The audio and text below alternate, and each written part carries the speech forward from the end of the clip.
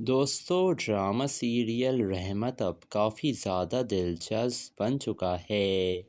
اب پریشے اپنے آفس سے گھر واپس آ رہی تھی۔ راستے میں بہت بارش ہو رہی تھی تو وہ بری طریقے سے بھیگ جاتی ہے۔ جب وہ اپنے کمرے میں آتی ہے تو اس کے کمرے کی بھی چھت ٹپک رہی تھی۔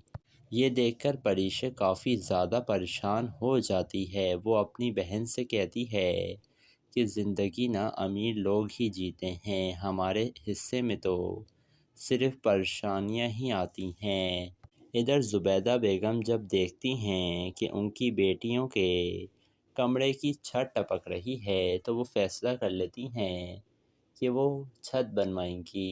وہ عالم صاحب سے کہتی ہیں کہ مجھے کچھ پیسے چاہیے، میری بیٹیوں کے کمرے کی چھت ٹپک رہی ہے، مجھے وہ بنوانی ہے۔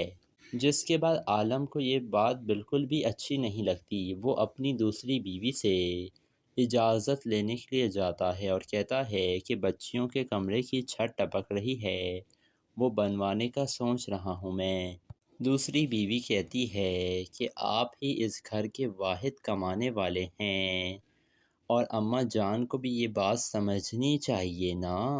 جس کے بعد عالم اپنی دوسری بیوی کی باتوں میں آ جاتا ہے اور وہ زبیدہ کو پیسے دینے سے انکار کر دیتا ہے۔ لیکن یہ جو عالم تھا وہ اپنے دونوں بیٹوں کی سالگرہ بہت دھوم دھام سے مناتا ہے۔ جس کے بعد زبیدہ بیگم کہتی ہیں کہ بیٹوں کی تو تمہیں ہر بات یاد رہتی ہے، لیکن اپنی بیٹیوں کے لیے تمہارے پاس اتنے بھی پیسے نہیں ہیں کہ ان کی چھت ڈلوا سکو۔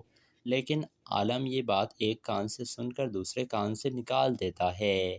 دوسری طرف باری اور پریشے کو ایک ہی پروجیکٹ پر کام کرنے کے لیے دے دیا ہے آفس میں، لیکن باری کو جب یہ پتہ چلتا ہے کہ اس پروجیکٹ میں پریشے اس کے ساتھ ہے تو وہ کافی زیادہ پریشان ہو جاتا ہے اور وہ یہی کہتا ہے کہ اس لڑکی کو میں 2 منٹ برداشت نہیں کر سکتا ہوں اور ڈیڈ نے اسے میرے پروجیکٹ میں میرے ساتھ ڈال دیا ہے۔